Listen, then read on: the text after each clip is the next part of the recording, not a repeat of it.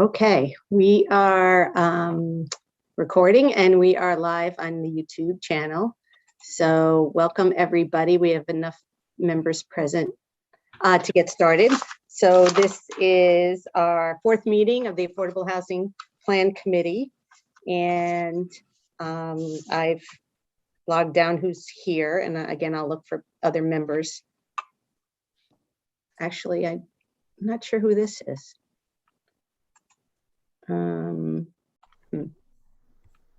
Okay, I'm letting Bob Batello in. Okay, so I'll call the meeting. It's 3:04 to order. And as you can see, and I'm just looking at a different screen at the same time. So the next item on the agenda is acceptance of the minutes from November 15th. So unless anybody has a comment, let's take a motion to accept those minutes.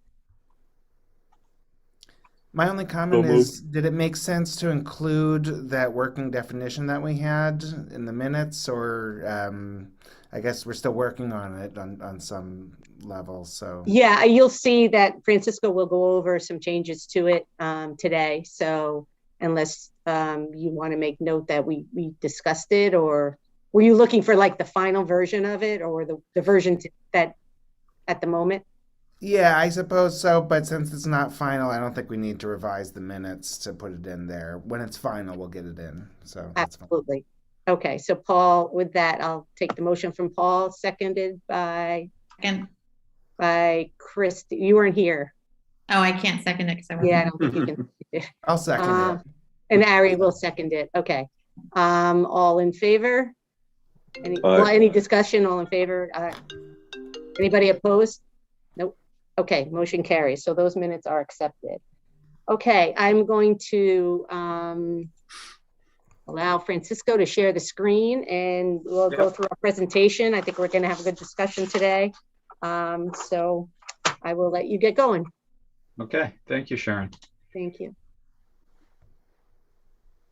All right, just waiting for this to load up here.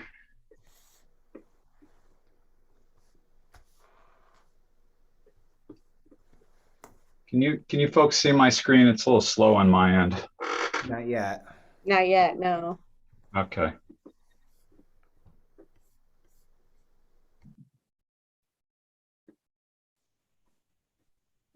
Yeah, no. Shows that I'm sharing yet. It's not. It says that you have started screen sharing. Yeah. It's not up there yet. All right.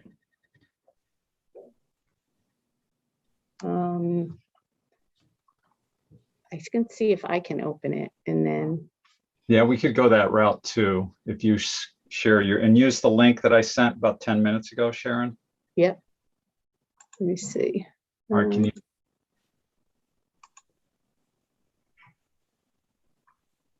It's up now, or somebody's is up. Oh, then that must be yours, Francisco. Okay, let's try it out. If for some reason it's glitchy, then Sharon, you go ahead and just share your screen. Okay. But let's give it a go. Francisco was just up on my screen. Yeah, he's up. It's on there now. Yeah, we're going to give this a try, and if for some reason it hangs on a Sharon, we'll show her screen and we'll just proceed that way. I'd rather look at her anyways, Francisco. Well, unfortunately, you're still going to be stuck with me talking.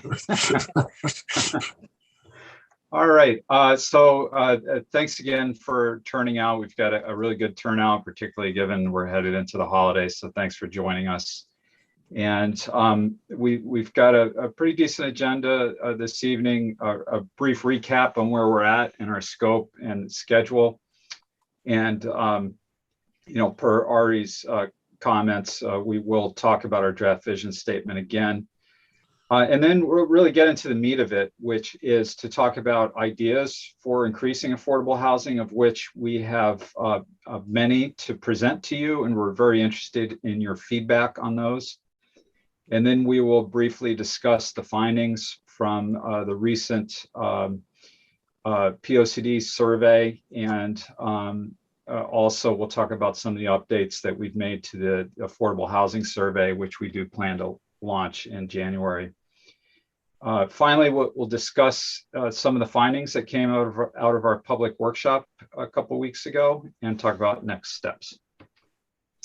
So for project scope, the part that's grayed out is grayed out because we've conducted just about all of that work, which is collecting all of the baseline information and data that goes into the plan. And the parts remaining, of course, are to do community engagement, specifically around the affordable housing plan, of which the survey is a very important part of that, as well as a workshop we have planned for the last week of January. And we'll talk about that more towards the end of the meeting. And then there's the real work of developing the plan, which included within that, of course, are all the recommendations, the policy recommendations of the plan that we're going to talk about today. With respect to our schedule, we're somewhere about at the middle. We have a couple of meetings left. Included within that is the public workshop I had mentioned, and we're into the process now. We're really starting to think about what the plan needs to recommend. So we're in that plan development phase. Once again, the goal is to get the plan adopted in April or May at the latest. All right, the vision statement. We did just a little bit of wordsmithing on the vision statement we crafted at our last meeting. That's just to help its readability. So with that said, I'll give you a minute. The one at the bottom is what we arrived at. So I'll give you a minute all to read it and let me know if this works for you or if there's any other adjustments that you think are necessary.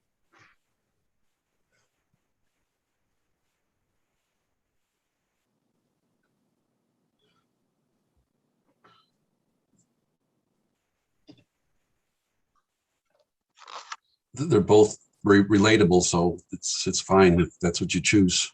With me, it is anyways. Yeah, Christy has a comment. I have a comment, and again, apologies for not being at the last session, but I'm just wondering where it says growth of housing that will accommodate. Is it something that the group would consider to also include language about it being accessible to those folks? Because just because it can accommodate them does not mean that they can access it. And I'm not talking about a disability accessibility. I'm talking about, a more broad ability to access housing. I don't know if that's something. Change it from accommodate to be accessible to all residents through different, would that be better? I mean, I think I'm just going to put it out there again. I missed the last meeting, so it's hard for me to come back in now and throw that out there. But from the Center for Housing Opportunities perspective, how about if we accommodate all the needs of all residents? Accommodate the needs of all residents. I think I'm just trying to get at asking if it's important to all of you, if not just that the housing stock is available, but that the most vulnerable among us, or whatever the low-income residents that we've listed in the last line, can access that housing stock. Well, that would be the needs of all residents. So that will accommodate the needs of all residents. Could we say include? That will include all residents through different stages of life with a focus on inclusion. Oh, let's include an inclusion. That's too many includes. Mm-hmm. Yeah, never mind. Well, isn't that also the reason for and for those with lower income, or at the lower income level, however we wordsmith that we're trying to accommodate, make accessible, Right. Housing for for the people in that spectrum. But if we stick needs in there back again, we're talking about people that are in the disability situations or basically need special housing. But if the concern is just to, make it clear that it's accessible to all residents, would there be any objections to just change that word accommodate and just, that will be accessible to? No, I like the word residents? accommodate, and I still think it says accommodate the needs of all residents. I But can it go would either change way. the word accommodate to be accessible to all residents rather than accommodate. But with Well, that, maybe it could be an and in both. Maybe it's accommodate. And my concern is that I'm not so much concerned about the physical characteristics of the housing stock as much as that the folks that need it can get connected to it. Well, I think with that statement we just talked about, it would cover it. Accommodate and be accessible to. All the needs of residents. To all residents through different stages of life with a focus. So you can do accommodate and be accessible to. Okay. How about that? I think That's that'd be fine. great. Sure. Okay, well, let's make a revision right now before we lose the moment. And I will simply copy this so we can document the progress that we've made. Okay, and let's go through that once more if we could. We're going to accommodate and That will accommodate and be accessible to.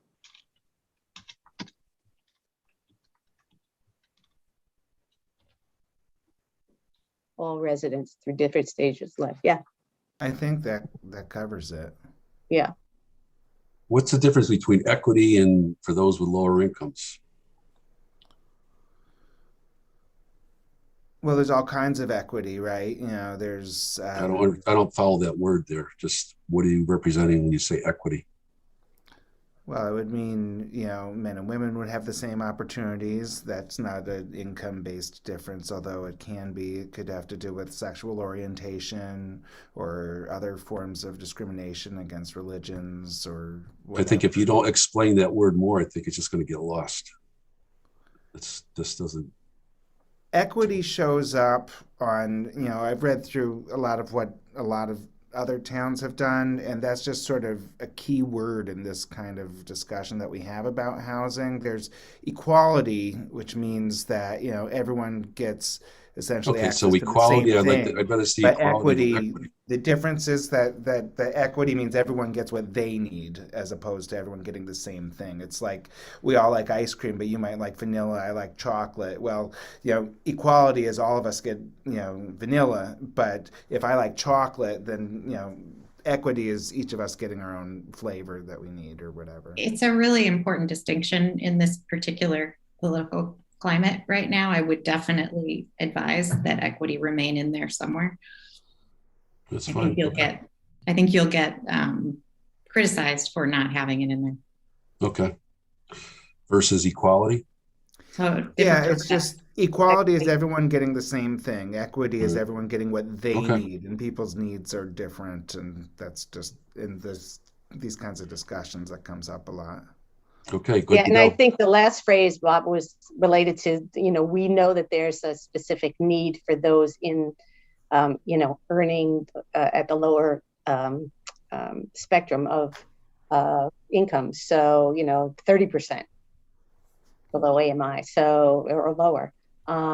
So we're cognizant of that, and we're trying to come up with strategies that will help that, because as we know and discuss, you know, being affordable, you know, even under the state's definition, isn't necessarily the same thing and won't meet the needs, particularly of our community. So, you know, based on the income levels here.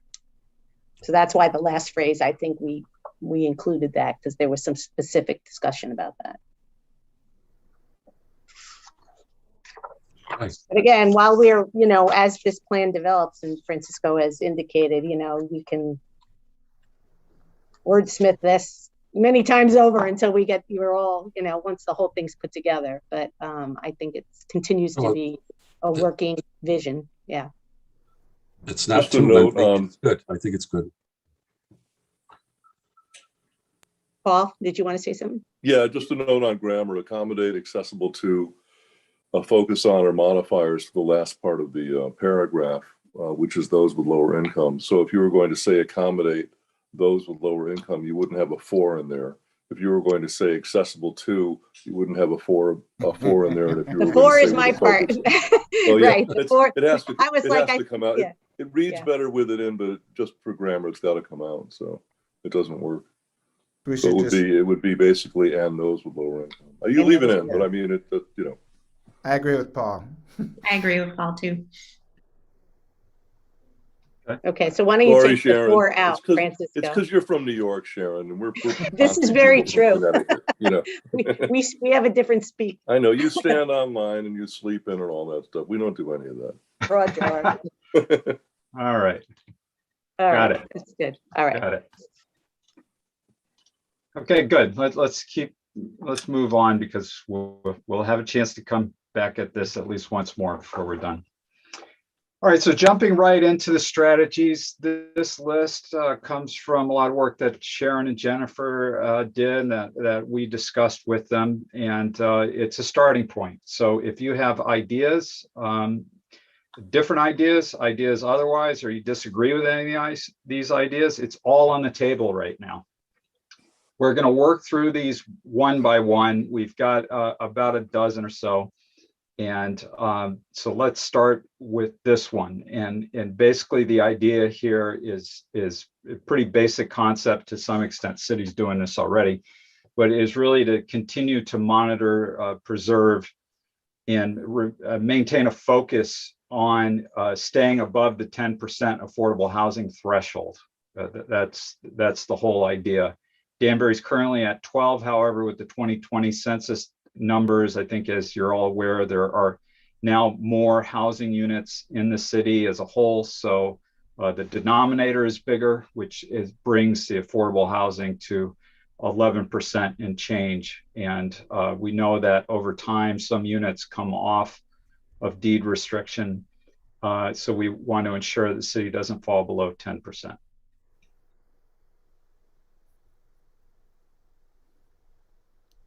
Does that make sense? Any questions around that?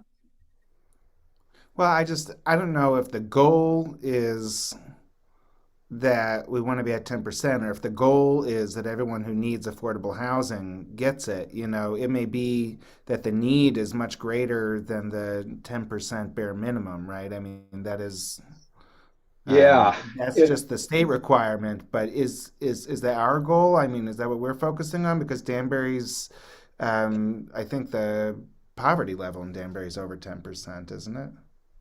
So Ari, you're bringing up a really good point, and that is the difference between the strategies that we use and the goals we want to achieve.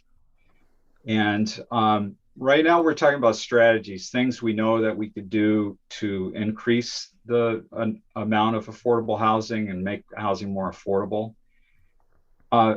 I think at some point we need to have a conversation about exactly what our goals are.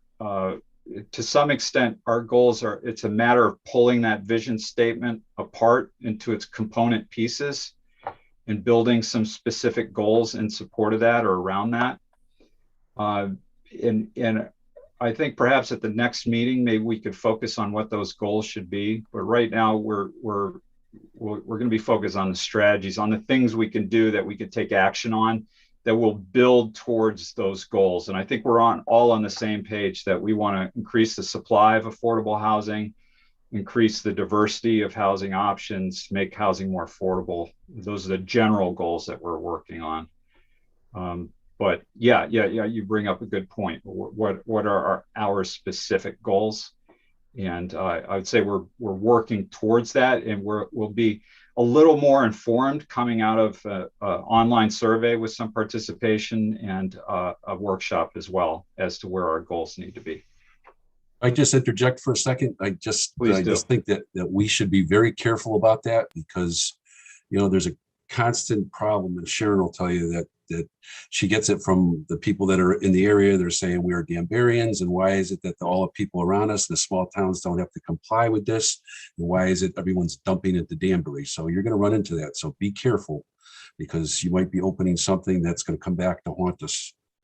Better that you stay with the state guidelines, and we say we're working with state mandates, and then exercise maybe some parts of that we can work with. But if you go back to the general public and say we are 2% higher than everybody else in the state, Sharon will tell you you're going to get backlash. And we'll talk. Yeah, go ahead, Sharon. Yeah. Well, I guess the point and the importance of continuing to monitor and add and consider a moratorium is because what happens if you fall below and you haven't had this focus, and what that does in terms of zoning and can create in your community. And so it's important to stay focused on it. We can't control what happens in the surrounding towns. Everybody's got the 10%. We know what happens when you're below the 10%, in terms of, development and the potential for And again, I've said this before, because we don't have a lot of land left, you know, a 300 unit project, an 830G project is probably unlikely in our community. But, you know, older homes that could be divided up into 5 units, 6 units, and, you know, if you're below the 10% threshold, you know, that can change a neighborhood. And you know, so it's important for us to kind of be doing what we need to be doing to make sure that we don't become subject to that process under 8-30G. So when I look at this slide, you kind of had me at monitor, preserve, and add. You know, that really is, I think, the essence of it. And then there's like a lot of words, but I don't know that it really adds to, you know, monitor, preserve, and add to the list. But I am a little confused about the stuff about the moratorium. Could someone maybe explain a little bit about what kind of moratorium we're talking about here? That's a little bit unclear to me. Yeah, I'll start out, and then Sharon, yeah, feel free to pick up.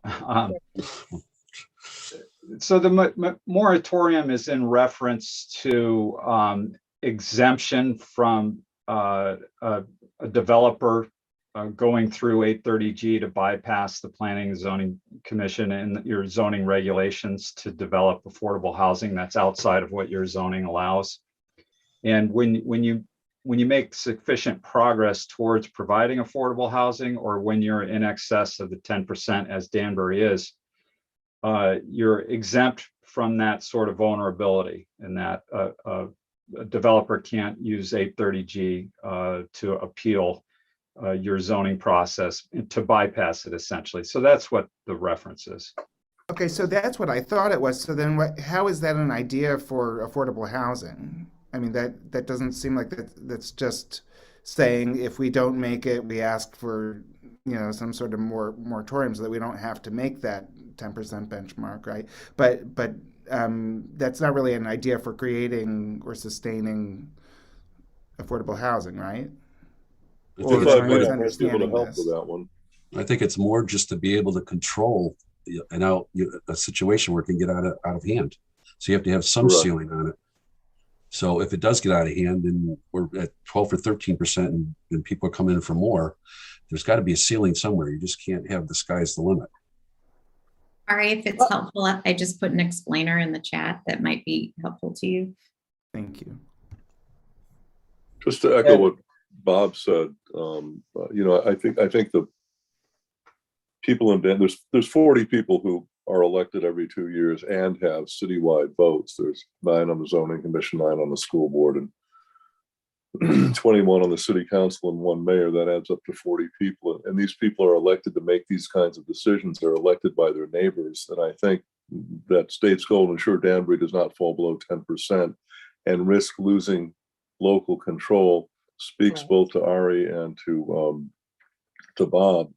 The people in this city would like us, their neighbors who they vote for and elect, to solve this problem and not have it solved by somebody who comes from out of town.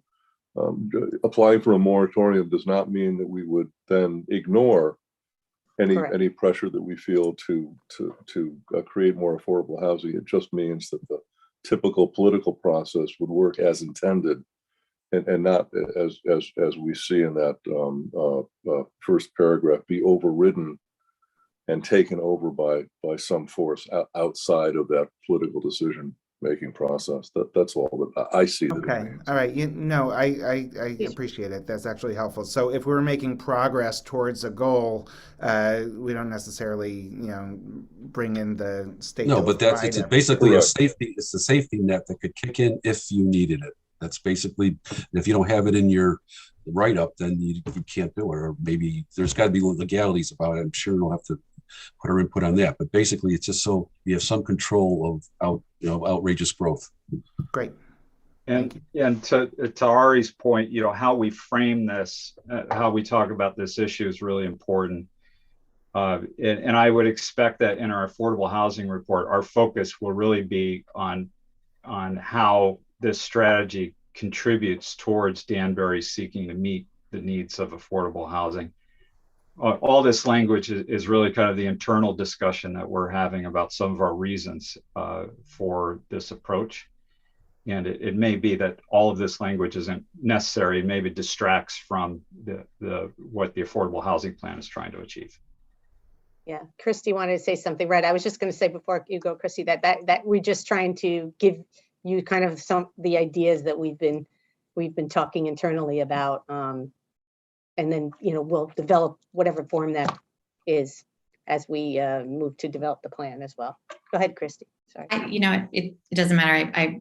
Francisco's comment helped that this is context. This isn't necessarily language that's going in the plan right now. Right. Correct. Never mind. Okay, shall we move on? Sure. Good. All right, the next idea is, this idea really stems from the TOD plan that was done a few years ago now. And that is to create a new zoning district in the downtown area that would incentivize or allow for an incentive or density bonus for the creation of affordable housing units. There are multiple zoning districts right now in the downtown. There's the Main Street Historic District, there's an overlay district, there's surrounding residential and commercial districts. And the idea would be the creation of a new district that consolidates some of these districts and provides more housing options, including potential bonuses for the creation of affordable housing units.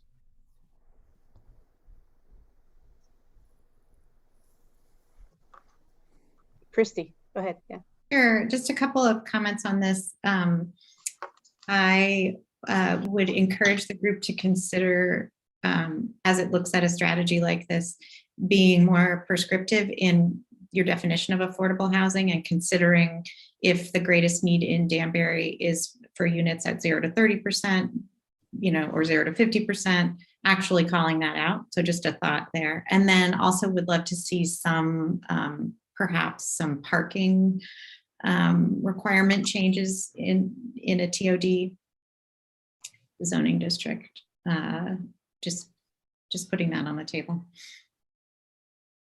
Yeah, I mean, I think when we sit down to really kind of brainstorm on what this TOD district would look like, we would take into that.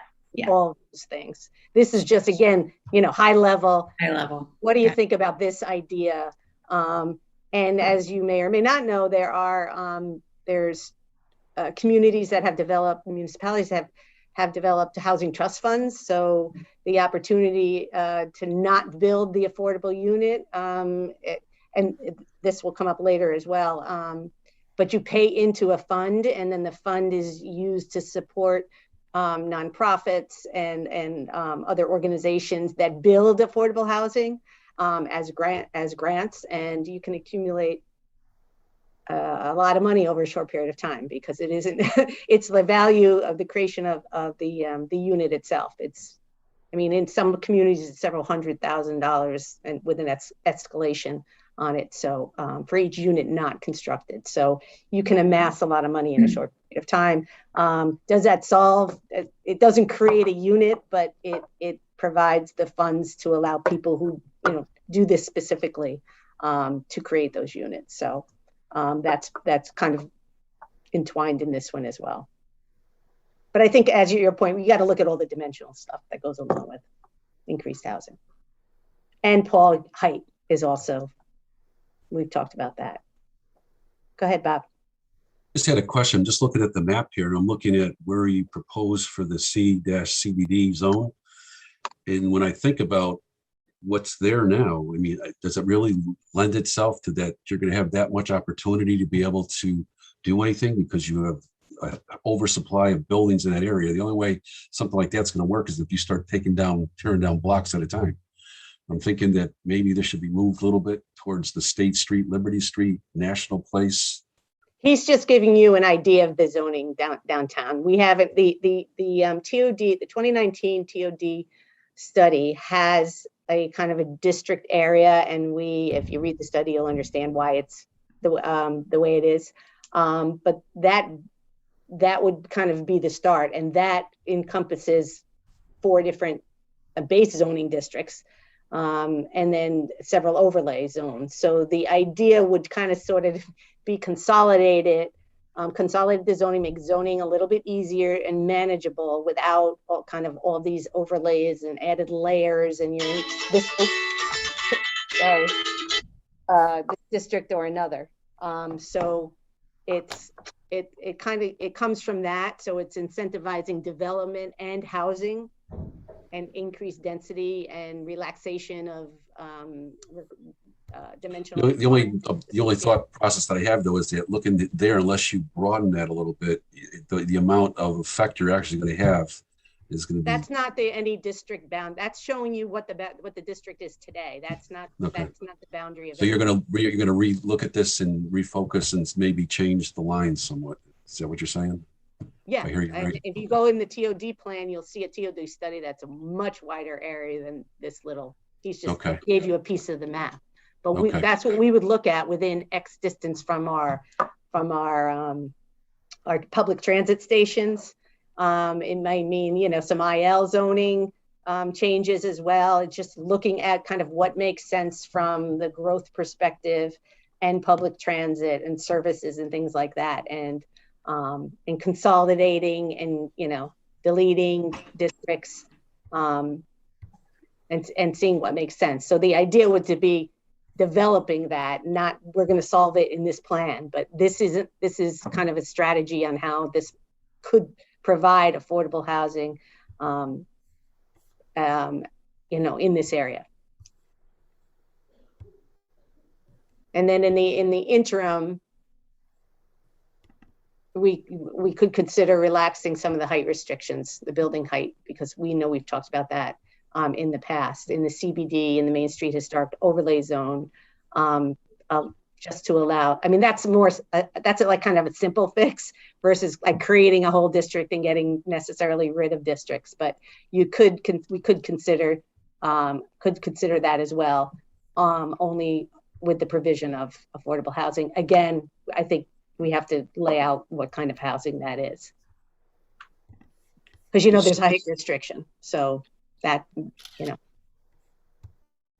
So as far as our direction, we're going to be looking at another overlay map so that we can really take a look in the future, or we're just working with this for now and this is only what we're concentrating on. The goal here isn't for us to create that district.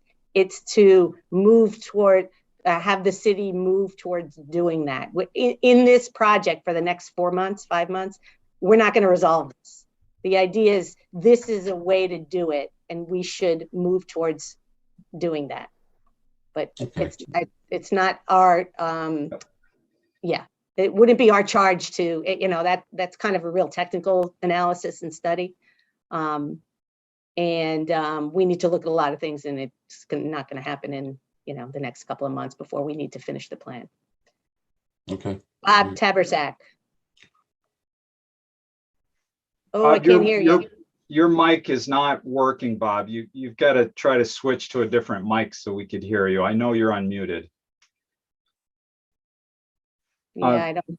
And until Bob joins us here, to Sharon's point about where this fits into the process, it's likely that the POCD is going to recommend something similar. So we'll have 2 plans recommending that the city take action on this. And it will frame it to the extent that we can in what it is that a new district needs to achieve with respect to affordable housing. And we'll give it all the guidance it needs so that when this process moves forward in a subsequent effort, it has the direction it needs, but it really is a process in and of itself. And with this graphic, if anything, we're just trying to impress upon you is that within a small area, you have multiple districts. And there's a lot of opportunity here to, in some ways, wipe the slate clean by creating a new zoning district and one that is supportive of the development of affordable housing. Correct. I see. Okay. Okay. And any other questions about or comments about the idea of creating a new zoning district in the downtown? I think Bob left and is going to try to come back in. So Okay. we're down a person, so I'll keep an eye out for him. All right. I like the idea of this affordable housing trust fund so that, you know, there is an alternative way of dealing with this as well. It's if you do a little research on that, you'll find multiple communities within and beyond Connecticut that have effectively implemented or adopted trust funds that have received, you know, hundreds of thousands to millions of dollars, and that money is then used either to, you know, as issued as a bid for a private sector developer to develop housing that they purchase land from the city or whatever it may be, or for the development of a housing authority or the provision of new units that are managed by a housing authority. There's a number of ways to use that money to directly funnel it towards the creation of affordable housing units. Great. Okay, well, let's move on. I'm hoping Bob Tabersack gets his audio figured out. All right, the third idea is the establishment of a tax deferral program for the creation of affordable housing. And once again, we could specify income limits and time restrictions on the units as well. And Connecticut does have enabling legislation. It's section 1281BB that enables municipalities to do exactly this. And Sharon, I don't know if there's anything you'd like to say about how those tax credits would work. No, I mean, I know that there are other municipalities that have that. So I thought, well, maybe we ought to look, and I know we don't for that specific purpose. We have a deferral program for other purposes. So maybe that would provide an opportunity as well. I'm not exactly sure how the tax credits work, but I'm assuming it's kind of the same way. We could follow the lead. Right.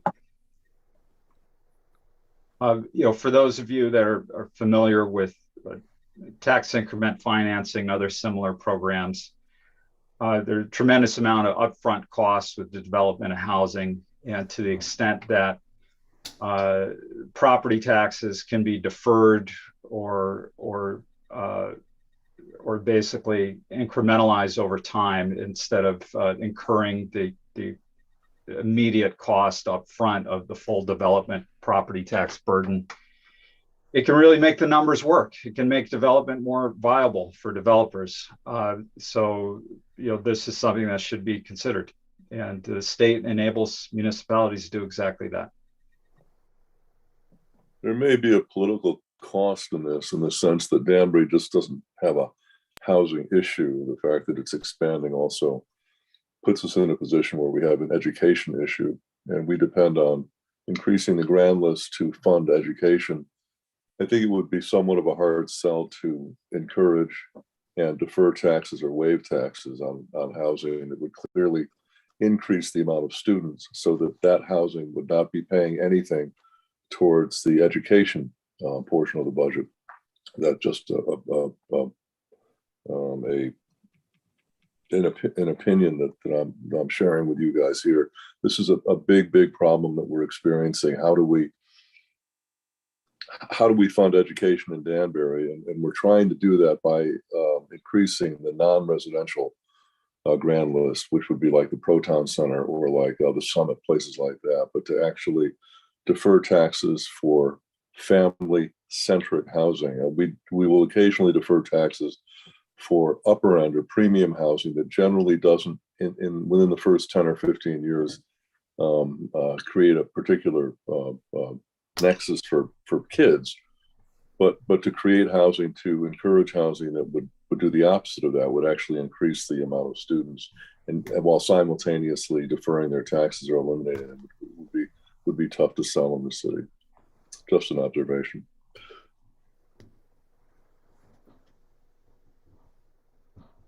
That's it's a fair comment. Anyone else? Bob Botello Yes, is, I wanted to add one thing, being a builder developer, is that, and all of us will tell you that's in my line of work, is that the connection fees is what has really put a damper on these bigger deals. And I don't know if that's something we can look at, but someone has to look at it. If you really want to get developers to develop, when you figure out the cost per unit and the connection fees, it's scary. And so we need to look at that. And I don't know who monitors that, whether it's Public Works or whatever, but I don't know if you realize what it does to some of these developers, and they take a look and see what the fees are going to be between the building department and the connection fees. Then your cost per unit goes so far high that you can't afford to do affordable housing. So that's got to be part of the picture and scenario, that try to control the costs internally, the soft costs, so that we can build for a lower price per unit. Is that all utilities, Bob? The fees Yes. for all utilities? The connection fees when you're on city water and sewer. Yep. It's water and sewer. Okay. If I told you what, like, I'll tell you, typically for like an 8 unit or 10 unit, it'll cost $65,000 Wow. to do the connection fees. That's just to connect. That's not to do the job. Like, that's just for them to say, okay, you can connect. And then you have to add getting a contractor to do the job. Right. So right. So they basically, someone like myself is going to look at the soft costs and hard costs before we can make something work, and that's what hurts. When you look at what the building department is going to cost, they dealt, because they have a table, they do a cost per square foot and how much you're going to pay for a building permit, and then when you put in your connection fees, and that's we all have to deal with it. So someone has to look at it, but it hurts. yeah, Okay. let me just clarify something on here, because I'm looking away because I'm actually looking up 1281BB. So they have to have deed restrictions filed on the land records with covenants and restrictions regarding the affordability. So I'm not saying you couldn't mix the two in terms of the connection fees, but we're talking about, a specific credit for something very specific as it relates to potentially solving, some or providing more affordable housing, increasing our supply of affordable housing. But again, they're binding long-term.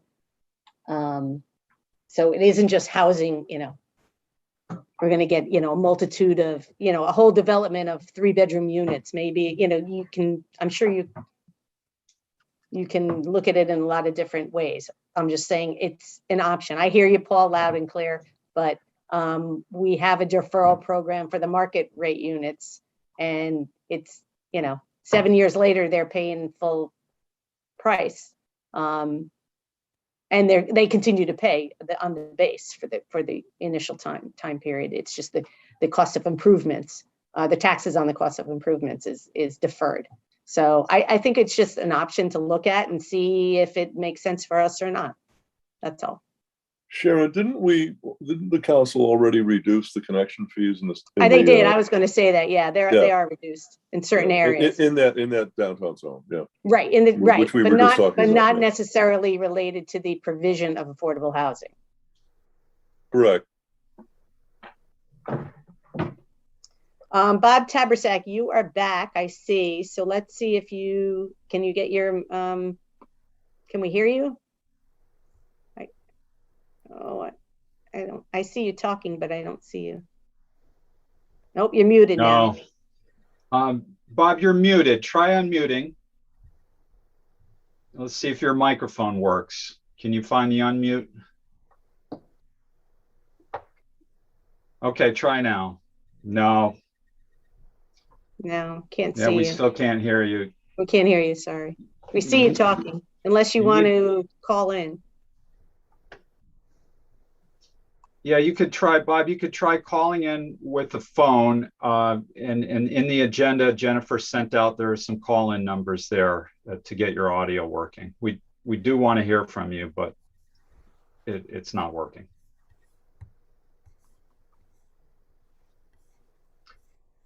All right, let's proceed. Sorry. All right. The fourth idea is to remove the prohibition of using a housing incentive option on redevelopment. to incentivize more units that would contribute towards your affordable housing numbers. And Sharon, can you talk about this one a little bit? I Sure. think you have better understanding for what it is you'd like to achieve with this. Right. So we have a housing redevelopment option in one of the zoning districts, and that allows the developer to. It's really an incentive to take down really buildings that are in bad shape, but a lot of times the owners don't want to do that because they have more units than what they could get under current zoning. So that's a disincentive. So we established a housing redevelopment option several years ago that basically said if you can come to an agreement, it meets certain criteria, the building meets certain criteria, you come to the agreement on what the density was, even though, let's say you have 15 units, but under today's zoning, you can only get 10, you would be allowed to take that building down and build the 15 units back. The housing incentive option, also another way to incentivize development, is in certain zones, you're allowed to reduce the square footage per unit if on a one-to-one basis, for every additional unit you build, based on that calculation, you provide 1 unit of affordable housing under contract. That's signed, actually contracts go to the council for approval. So that's an incentive option. Again, it's a 4,000 square foot per unit zone, you can go to 3,000, and the difference in what you would get for 4,000 and 3,000, say it's 6 units, 3 of them you could do at market, and 3 of them are affordable, or 3 of them have to be deed restricted as affordable via a contract, and the others do not. So there's this quirky little thing that says you can't layer them. In other words, you can't get more units, like use the housing incentive option to reduce the square footage per unit if you're using the housing development option. And obviously we understand that it would be like double dipping on the density.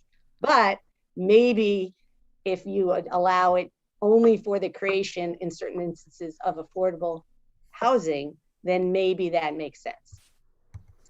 And you're talking about lot size, right? Just to be clear. Yes, it's lot size. Yeah. I've got some downtown lots that are, I don't know, like 4,000. You can't even see them. I mean, they're so small. If the house fell over, the whole yard would lift up.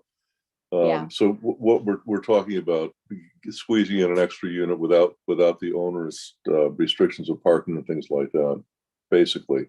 Because I mean, these lots, you're going to lose a parking space. So we'd have to, I would anyway. There's a lot of guys like me. We'd have to look at that. Yeah. I think it's the Jen, correct me, it's the housing incentive option is in the RMF 4. And right, that's RMF what I have. 6 and 4, yeah. I think. And then the housing redevelopment option is as it relates to condition of the structure, basically. My brother who lives in LA comes out here all the time and chastises me on a regular basis about how we prevent people from parking on the street, and we force them to park in backyards. And I've always thought that's a great idea. We don't want cars on the street. He says in LA they do want parking on the street. It leads to more intercourse with people getting in and out of their cars, and it creates a sort of a sense of the neighborhood. I said, we've never done that. So the cars have to go someplace, and maybe in the future when cars drive themselves, nobody will have one. But at the moment, until that happens, you got to put a car someplace. And if my tenants can't park in the backyard, they're on the street. And then they can't clean the street and they can't plow. But my brother said that's just too bad. We want them on the street. So there is I just find that interesting that there are completely different takes on the parking situation, the lot size situation, where people actually insist that you park on the street. It's kind of weird coming from my point of view. I think it's just specific to the area. That's all.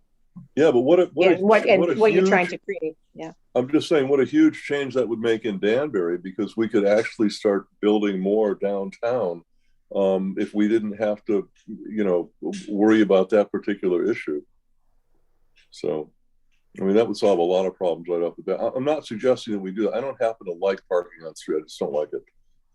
I prefer the streets to be devoid of parked cars, but that's apparently not a universally thought procedure. Yeah. Bob Batello. Oh, I think that works great in LA, but it's because they don't have to be considerate about snow removal. There's no way that you could that could be park in 10 months a year, and then all of a sudden for 2 months, where are you going to put them? We have that problem down on we have 2 4-family and 5-family houses on Granville Avenue. And these poor people, there's no parking on the property, so they have to depend on the street. Then the mayor comes out with the edict that you have to get off the street. So the only incentive they have is to go down to the nearest parking garage, and it's just not fair. I certainly would advise against that. We would develop and let people increase the problem, but letting them develop on parcels that don't have off-street parking is just a mistake unless you're right close to a parking garage. Or a train station. Or a train station, Train yes. station, right. Yeah, I lived in Hartford for years, and there was my building was a 9-unit building, had no off-street parking, so you had to park on the street. And we went through that all the time when it snowed, to clean the streets. We kind of figured out how to do that, but it does add another layer of friction or complexity to housing downtown. It's not insurmountable, but it does require some strategies from the point of view of the residents. I agree with Bob on that, but I don't think it's insurmountable. Hartford recently got rid of parking requirements for most districts. Well, there you Buffalo go. Bridgeport. too. Yeah, I think Buffalo Bridgeport just too. voted last week. Yep. Well, the writing's on the wall, I guess, Okay. All right. Well, I mean, I think we can put this in the list of looking at zoning, things related to zoning that would be able to incentivize people to build more affordable units. Okay. Next, that would be to implement inclusionary zoning. And once again, we have some enabling statutes, Connecticut General Statute, Section 8.2, that would specifically add an affordable housing requirement for all multifamily developments. And you could set all the thresholds on this. A comparable program or a model program would be Stanford's BMR, below market rate program. And if you go to their website, they have all the information readily available, including all of basically the levels or tiers of affordability, and as that relates to what you're allowed to build. So that's the idea: is you build your zoning around affordability and make affordable housing a requirement. You could set different income thresholds as well. Right. So the difference between this and some of the other things, we're trying to incentivize people to do it. This is a mandatory requirement. Right. So yeah, I would encourage you to, look at that program, go online, you can see it's a scale. How many units? I think it's everything over 10 or 20 units. I think might be over 10 units. Over 10. Yeah, thanks. That's what I thought. And then they also have the trust fund. So the fee in lieu of, Ari, as well, and an entire calculation on how to do it. So that it's like an education reading this section of their reg. Yeah. It's a little thick, but yeah. It's also kind of great because they could tell you what they did wrong. I talk to them often about, so you all could really learn from some things if you instituted this in Danbury, particularly around gentrification. I think Stanford would perhaps have done slightly differently had they been able to predict what happened in the market. Yeah, I was going to call Fred, but I didn't get a chance to do that yet. So that's another idea, making it a requirement. That's an excellent idea. I would be so sad if that's not included in what Danbury does. And you can choose the districts where this would be applicable to, of course. Being associated with multifamily developments already, that's somewhat limited, but you could be more prescriptive than that as well. especially on the eve of watching some federal dollars roll into the system over the next decade. I think it would be a huge missed opportunity not to have this in your strategy plan. Guys, when you send out the PowerPoint to us, could you include some of these statutes so we could become familiar with them? Because I just have a very vague idea of what CGS 82 is. Yeah, I could provide the specific section, and if you just type that into a browser, it'll bring you right to the. Okay, that's fine. Okay. Okay.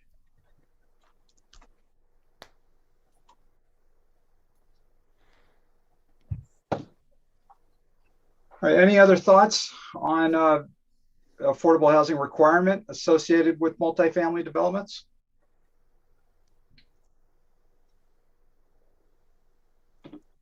All right, next. This idea is really, it's something that's been done quite successfully in a lot of other places, and that's to partner with other organizations, whether nonprofit or for-profit, such as health systems, with Nuvance being an obvious potential partner. There's quite a bit of research surrounding that. Here's an example from the Center on Budget and Policy Priorities research that they've done. There, to some extent, Hartford Hospital and the City of Hartford have been successful in doing some development in this area. And there are other very successful examples from across the country. So just a little context for you all. I'm working really closely with Nuvance, Yale New Haven Health, and some other of the bigger health systems. So Connecticut Hospital Association and those health systems are all really leaning into this, and have actually, Nuvance Health has changed its strategic plan to accommodate this going forward. So if you could get ahead of it and prepared to to do that in your planning, I think that would be very wise. Yeah, I think it's a great idea as well. And it's going to happen. Yeah, and the banks too. I mean, they have CRA money that they're required, to invest in the communities, and it's Community Reinvestment Act money and programs. So, why not all be sitting around a table and trying to work towards a goal that's best for the, for the specific community and the community as a whole, I guess, the greater community, I should say. And if you're really wonky and you want to learn more about it, look at the Hospital Anchor Network at the Democracy Collaborative website. I get really excited about that stuff. But Nuvance is well ahead of you. John Murphy's whole C-suite team is on this. Mm-hmm. Could you send me that link, Christy? Yep, Thanks. I will do that. Yeah, I read some interesting articles, and then I remember sending them to Francisco, something about in Boston, I think it was. And I was like, look at this idea. I mean, not that it's not, but it was so interesting. Yeah, Okay. I think that was Boston Hospital, if I remember correctly. Yeah. Yeah. Well, what is this? Are they granting developers money from their own stockholders? I mean, they're redeploying their balance sheets in ways that do a couple of things. Something as simple as a loan back guarantee, right? So the hospital will use its balance sheet to buy down the interest rate that a CDFI or a different funding institution might be financing a particular housing affordability project. But there's a whole, it's not that simple, but it's pretty exciting. I just put a link in the chat that should help answer some of those questions, Paul. Thanks. Everything from that to actually directly investing in community development and everything in between.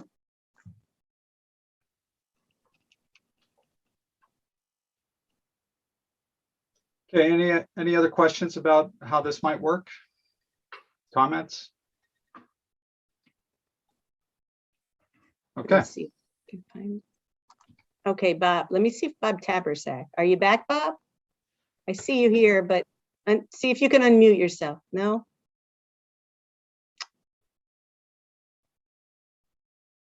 No, unfortunately No. not. Looks like Yeah. his microphone isn't working. Okay.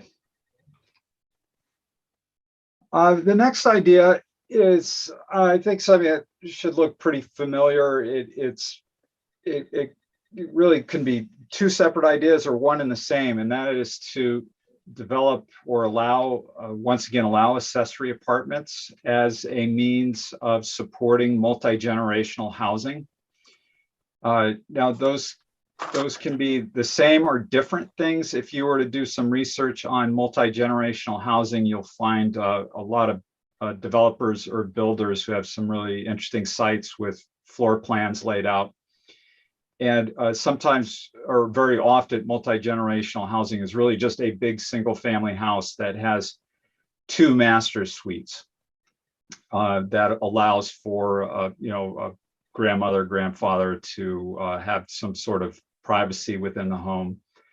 In other cases, it really takes the form of more of an accessory apartment, in which case it has its own kitchenette, but still located within the home, not in the basement or not within an accessory structure outside the home. And then there's the idea of just accessory apartments on their own, regardless of family relationship, something that does not require a family relationship. We do know that the city had an accessory apartment ordinance, or that was allowed by zoning, that there were some issues with it, one or two problematic properties that derailed that. But this is something that's probably worth revisiting. This is something that was impacted by legislation that was passed last year. I don't know, Francisco. Public Act 2129 basically allows or requires municipalities to allow accessory apartments wherever single family homes are allowed, unless a community opts out.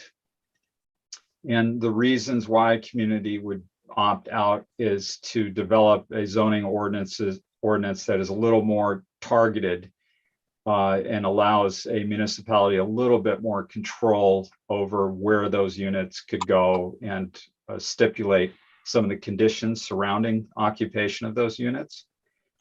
Should a municipality fail to opt out by a certain time, and that's coming up at some point in 2022, it may be July, then the blanket provision applies, and basically someone can install an accessory unit wherever single family housing is allowed.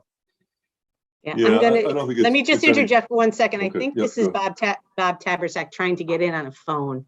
If we have a problem and this isn't Bob Tabersack, then we'll reconvene back on the Zoom in 20 minutes or so. But I'm hoping it's him. He just left his chair. Bob? Okay.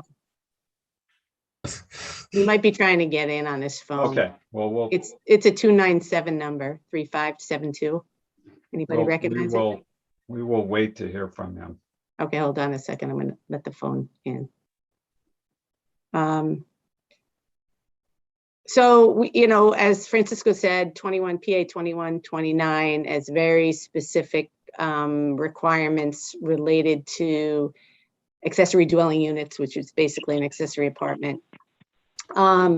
And what would be required if the municipality doesn't want to opt out and create its own. I mean, I guess you have two choices: opt out and not do anything, or opt out and create your own requirements. I've been thinking about this from the city's perspective for a while, that we needed to take a look at allowing them back, but with requirements that meet our needs and are not mandated by Hartford. So I think, that's a direction we need to look at. A lot of other municipalities have their own requirements, don't need to amend them, but you do have to it would require us to opt out of the state of the PA 2129 legislation. Christy, go ahead. So in lots of conversations at a statewide level about this,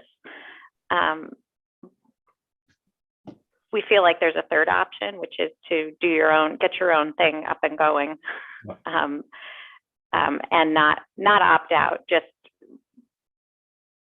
get your own language approved, and have it approved by the council that they're just seating right now to oversee all of this. So I'm happy to keep you posted on where that lands, but I think it's going to come up again in the legislative session, even though it's a short session this year, really trying to encourage towns not to opt out, but absolutely recognizing that they should be able to layer onto that some of their own provisions. So I'll keep my ear to the ground on that. It would be nice not to have everybody opting out in the hopes that they can pass their own legislation. Christy, or are you their own suggesting, regulation. You know, Yeah, if I may, go ahead. if I may, if the state is going to delay the cutoff in 22 or 23, I think the city might consider that, as long as the state is saying you either opt out by 22 or 23, or we will dictate your zoning future. The city of Danbury is under no illusion about that, and the city of Danbury would begin taking measures immediately to opt out, while simultaneously developing its own. I'm just not comfortable with that third option, in the sense that we don't opt out, we lose the ability to opt out, and then if we don't do exactly what the state wants us to do, they start forcing our hand. The city council would be much more comfortable opting out. I don't want to speak for the zoning commission, but I think the zoning commission would be too. And then concurrently to that, we develop our own program. Like we've already pointed this out a bazillion times. We are at or over the 10% threshold, surrounded by communities in Western Connecticut that aren't even close to that. And the city of Danbury does not need, and it doesn't really appreciate that kind of heavy-handed, one size fits all strategy coming from Hartford. So we'd just be a lot more comfortable doing it ourselves. Well, and that's the kind of feedback that I am trying to give the state, because this legislation wasn't targeted to cities like Danbury, as you can imagine. And so if we can come to some sort of compromise, whether it's pushing back the opt-out date or providing technical assistance to develop whatever it is you want, I think it's worth the conversation. But I just flag it because there's going to be a lot of talk about it in the coming months. Yeah. Okay. Any other questions or comments regarding the idea of, or let's get away from the logistics of opting out, and let's talk about accessory dwelling units and their appropriateness in meeting affordable housing needs. Is this a good idea? Do you think it'll help? Bob Botello has his hand raised. I just would like to ask Christy, and I'm sorry, I don't know Christy, I've never met her, and I assume that she's part of the state government, or I'm not aware of who Christy is and where she comes from and her background. But my question is that does she know of an area that has tried this multi-generational housing, which I'm really excited about, and it's been successful in anywhere or any part of Connecticut? Well, two things, Bob. My name is Christy Stewart. I'm the director of Fairfield County Center for Housing Opportunity. I do not work for the state. I work for 4 different nonprofit organizations, including the Community Foundation for Fairfield County, Partnership for Strong Communities, Supportive Housing Works, and Regional Plan Association. And we work basically to just make sure that the region of Fairfield County is affordable to everyone who lives here, full stop. There are not a lot of instances in Connecticut where towns have leaned into this. We are actually one of the first states in the country to pass legislation like got passed last year, but I can certainly find you and I will send you some examples of what the thinking is around this. Well, I've seen it, I've studied it, I've talked to Sharon about it. In the Midwest, they're doing it already. It's very successful. Right. Horton Building is because of people, especially the baby boomers, don't have a place to go and they can't afford to get into expensive senior housing. So they have a situation where they're able to split the house up and have an entrance, and it's a big seller in the Midwest. Well, and you're not adding, you're not necessarily adding, whole new buildings. You're taking advantage of the housing that we have and the lot configurations that we have to add units to the market. No, it's in most cases, it's single family houses where you have a 2-car garage for the main family. Then you'd have on the side a 1-car garage with a efficiency apartment, and that would be for grandma and grandpa. But it's all part of one building. But that's not any different than, I mean, that's why we put it in with the accessory apartments, because they kind of sort of the same thing. It's just, again, a limit on the size, but we're talking about an accessory a dwelling unit attached to. Yeah, I'm talking about that going in the RA8 zone versus something different in the RMF zone. So the RA8 would be a single family, but you would be able to do affordable, be able to have an in-law accessory in an RA8 zone. That's basically what they're doing in the Midwest. I didn't say we could do it here, but that's an RA8. Yeah, an RA8 lot is small though. I mean, if and so we need to just be cognizant about where this. Well, you pick a single family zone that you think could be suitable for doing something like that, and that's what we talk about. Yeah. But I do think, as I said, I mean, we deleted the accessory apartments back in 2015. We had a handful of them that got approved, and it was a special exception process through the Planning Commission. And then we had a real problem with a landlord that just, I mean, yes, you checked all the boxes that he was supposed to, but the minute the building inspector left, he was making interior changes, and so it was just, the neighborhood was in an uproar about it and what could happen. So at that point, there was, the administration was, wanted to see that removed from the zoning, and the zoning commission agreed with that. It was just really being taken, abused, let's say.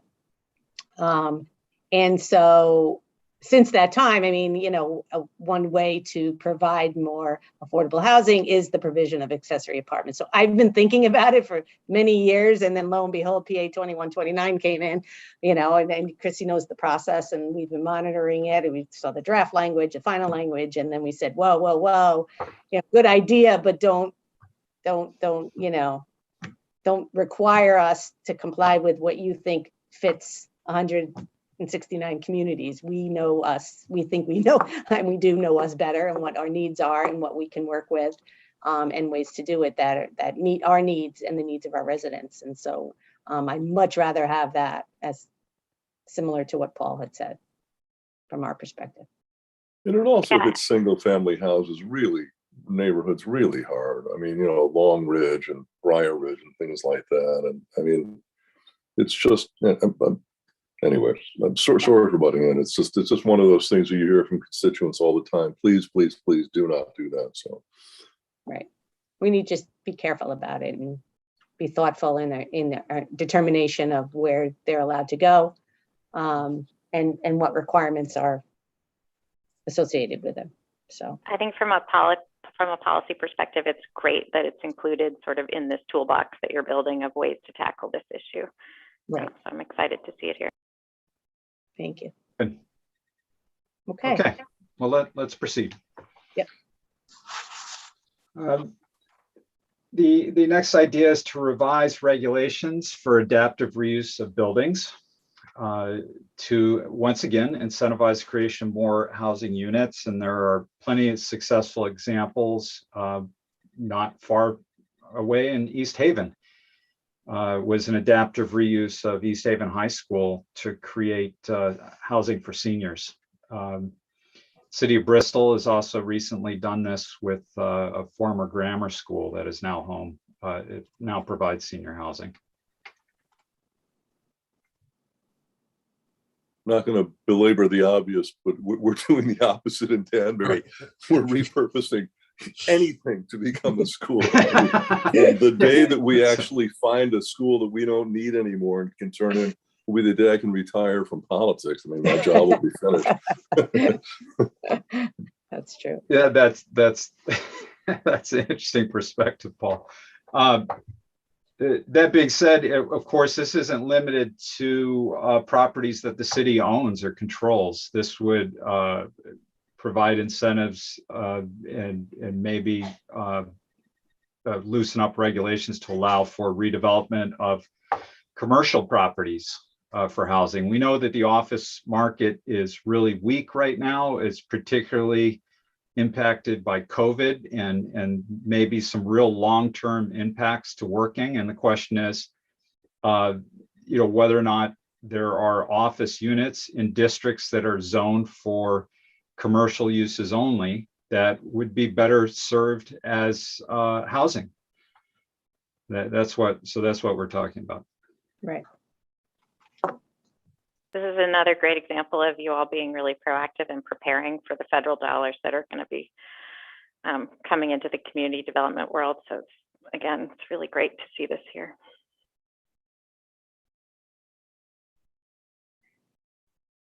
Okay, any other comments regarding this idea? All right, just a few more. Consider relaxation of bulk area standards, dimensional standards such as coverage limits within zoning districts. Once again, this goes back to the idea of providing density bonuses or incentives for the development of affordable housing.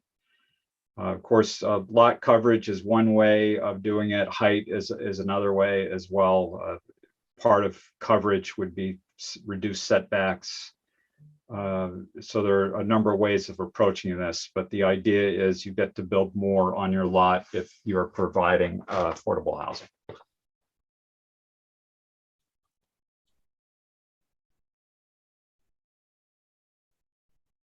Okay, any thought? I know we've talked about the parking is a concern, and on-street parking, on-site parking, and all that needs to be considered in revising any regulations.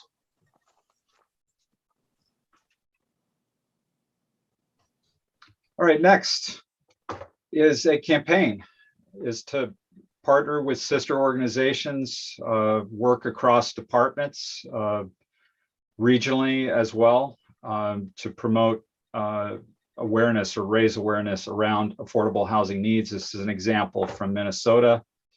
I think it's really effective ad. Affordable housing, it's for all of us. It's for a lot of different people that are currently working and living within the community.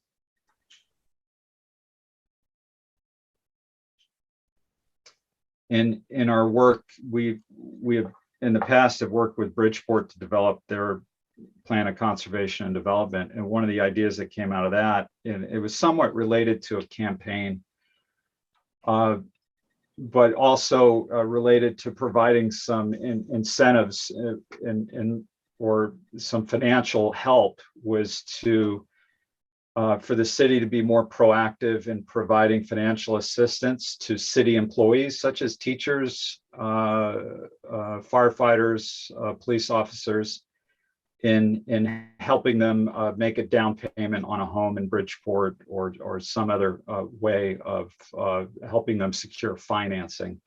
Along with that would be a campaign that would promote the need for that sort of thing. Great way to engage your anchors too. Your hospital systems across the country are doing just that. Yeah, and this could tie right into a partnership with Nuvance or any other partner, is a campaign surrounding all of that work as well. Okay. Next is related to your subdivision regulations. And the subdivision regulations currently have an open space requirement. It's X amount of area per lot. I haven't reviewed it in detail, but basically you're required as a developer to provide a certain amount of open space. And the idea was to either exempt or reduce that open space requirement for the provision of affordable housing. Yeah, that's Now, Dan, interesting. I think we're at like 30% now, although Sharon knows the exact number, I'm sure. You mean the requirement? Yeah. Yeah, I think it's 20. Yeah. 20 over X acres. I mean, honestly, we haven't gotten many big subdivisions over the last few years just because we don't have a lot of land left. But this would eliminate kind of the little pockets of open space that, homeowners don't even know they own part of and never get maintained and X, Y, Z. But only under specific circumstances. I think also, the environment's got to come into play on that. It's not just you can take a hike in there, that's great, and smoke a joint or something like that, however that shakes out in the next couple of years. But it's also, contiguous green spaces for animal movement and things like that. That's also very important in any area, especially a highly urban area. So that's something that's got to be considered, I think. Yeah. Yeah, and Paul, as you know, we've talked about that quite a bit through our POCD planning process about the need for contiguous green spaces. And I think there's a lot of ways that the city can be more intentional about piecing those together, other than fragments of open space that might accompany a subdivision. And that might actually, you could do both simultaneously. You could reduce the amount of green space and actually increase the amount of transition space or transitory or whatever word I'm trying to think of, migratory space for animals. Right. Could probably wind up, if we really looked at it we got some people in here who know about that stuff, because I sure don't. It might actually work really well. Something to think about for sure. And as Sharon acknowledged, city hasn't seen a lot of subdivision. That's something that was obviously happening a lot more in the 60s, 70s, 80s than it is now. So there's not a tremendous amount of opportunity left here, but we're looking at all and entertaining all ideas. So we're lifting the couch cushions, looking for change right now on affordable housing units.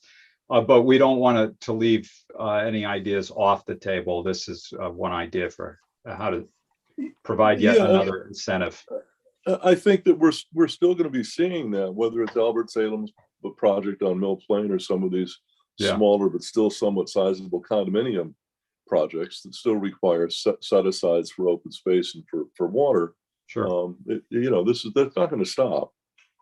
We may not be building single-family houses anytime soon, but we're still building clumps of whatever you want to call them, congregate housing or whatever, that would require some of these setbacks. If we could adjust them, it might be a good idea. Okay. Anyone else?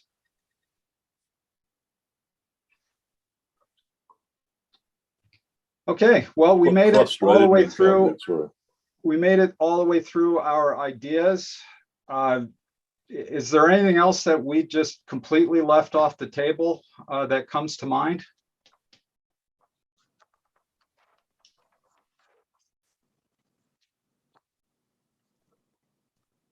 No? Okay. I feel much better now.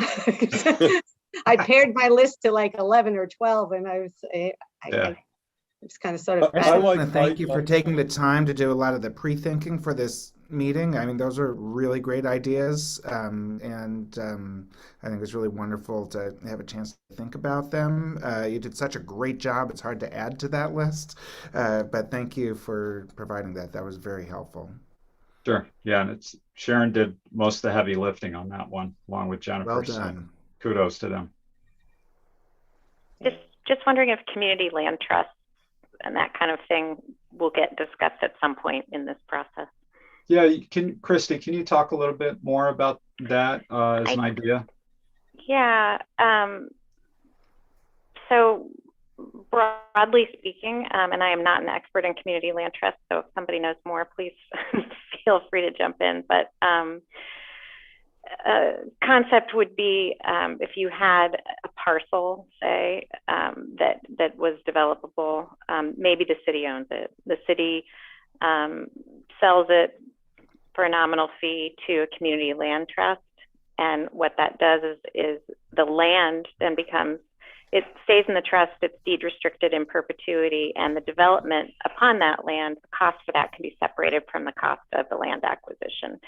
And there are lots of examples all over the country, particularly in Champlain, Vermont, I think, of how this can be really impactful. But in a market like Fairfield County, where the land acquisition costs are so substantial, it's something to think about. And we are very lucky in Connecticut. We have an operating community land trust that the city could avail itself of. So that's not an excellent explanation, but it's a fairly simplistic view of how you could work with community land trusts to both reduce development costs and keep homes affordable in perpetuity through deed restriction. Okay. Well, I have noted that we can revisit that idea. I will certainly look into it. I've heard a little bit about this type of arrangement. I can't say I know much about it either, but yeah, and I can connect you with Housing Development Fund. Joan Carty runs, which is I know Joan. Yeah, I know. Yeah, so Joan now has the ability to do this in anywhere in Connecticut, and is always looking for partners in municipalities who would be willing to entertain, looking through how this could impact feasibility for projects. okay. Thank you. Mm-hmm. All right, our survey. So based upon your feedback at our last meeting, we revised the survey questions. And so the survey is now updated per your guidance. And we are looking to launch that in January. All right, and anything else, Sharon, anything else you want to say about the survey? Yeah, no, I don't think so. I mean, we're, as many of you know, we have the Pocd survey, which we're going to be closing out probably this week.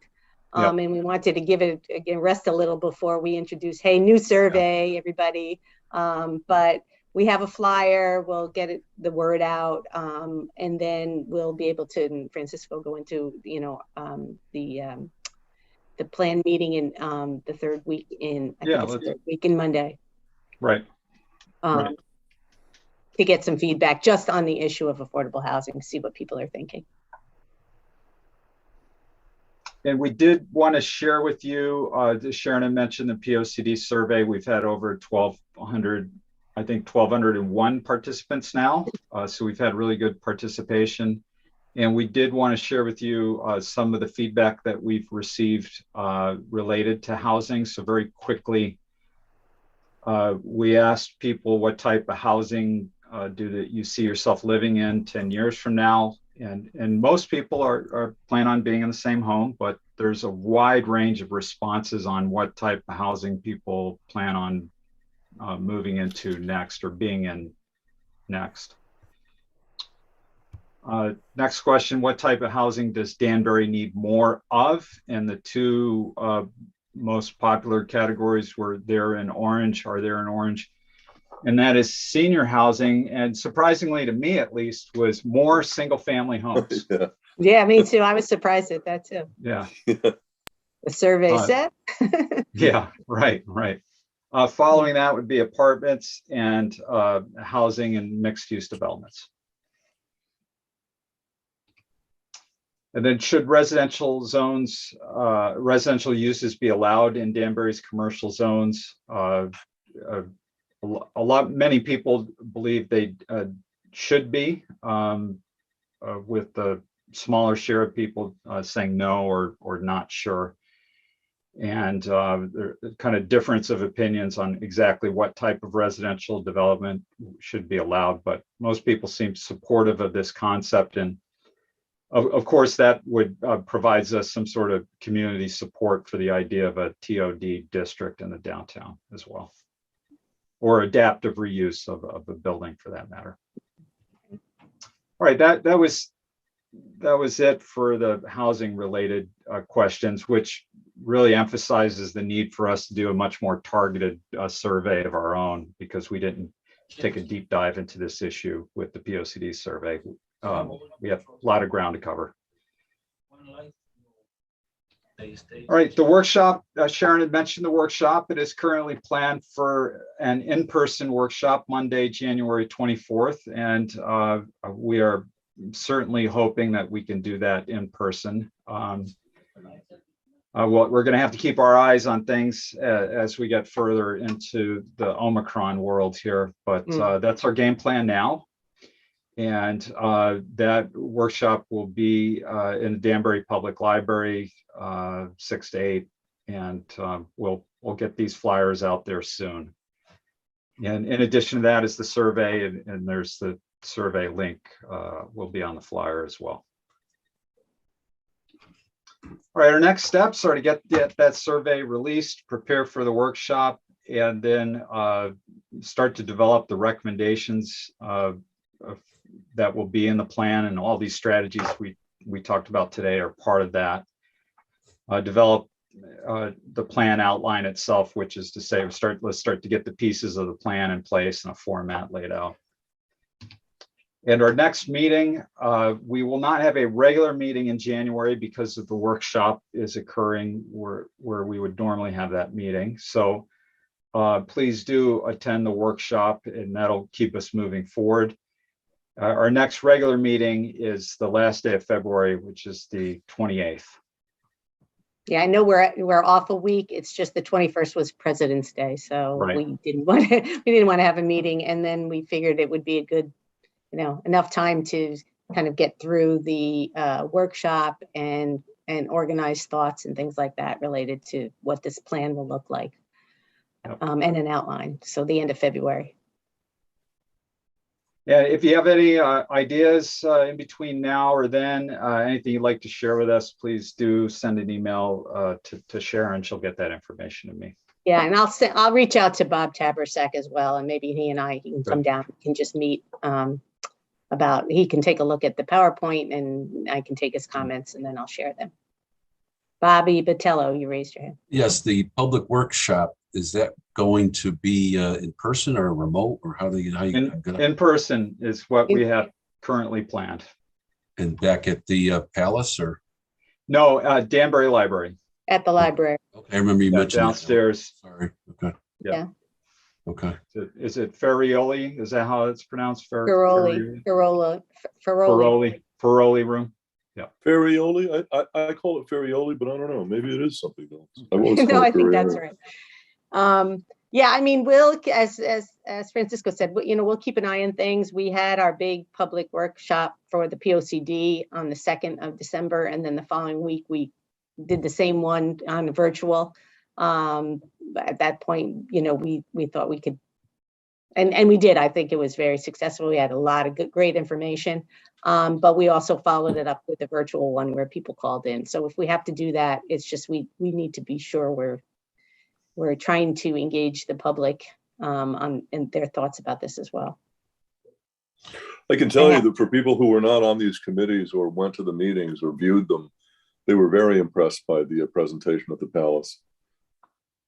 Good. And the people who go to the meetings were impressed too, like me, but I just pointing out, we already kind of know how we feel about this. It was interesting to take the temperature of people who have not really interfaced with any of this information in any detail, and they sort of got a big, huge data dump, and were able to at the same time influence and participate. And I think it went really well. I think you guys did a great job with that.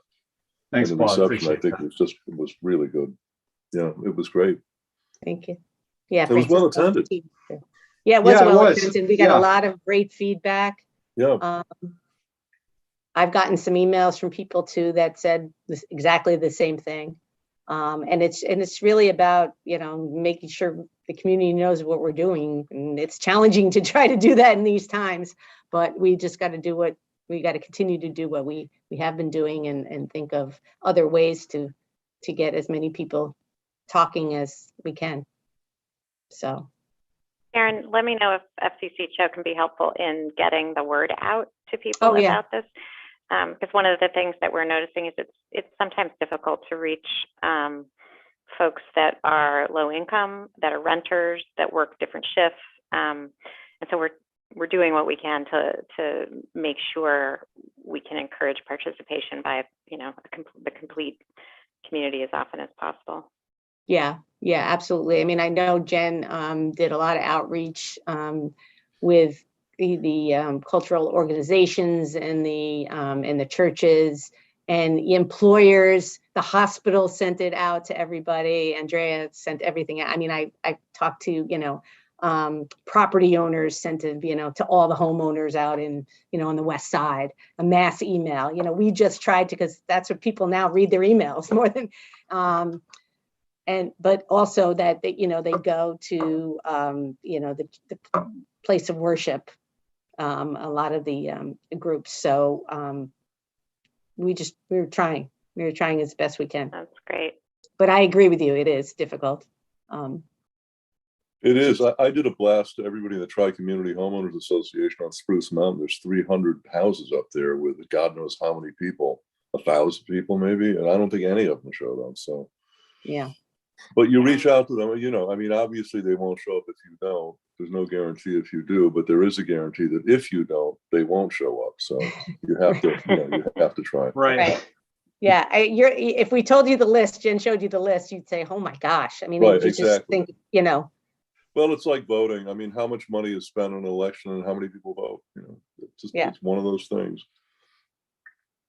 It is the thank bane you, of Christy. public, Yeah, of put that on the community life. People just don't participate. So. Okay, so that's where we are. Is that the last one, I think, Francisco? Yeah, that concludes our meeting. Yeah. So again, think about all these ideas, and if you have any comments, give me a call, send me an email, and we keep moving forward. Hey, Thanks, everyone. Great to see happy you all. holidays to everybody. Happy holidays to everybody as well. Yes. On that, what Happy time is it? It is All right. 4:41. I will take a motion to adjourn. So moved. By Paul. Second. By Christy. All in favor? Aye. Aye. Aye. Okay, thank you, everybody. Thank you. Bye, everyone. Thank you. We're Yeah. adjourned.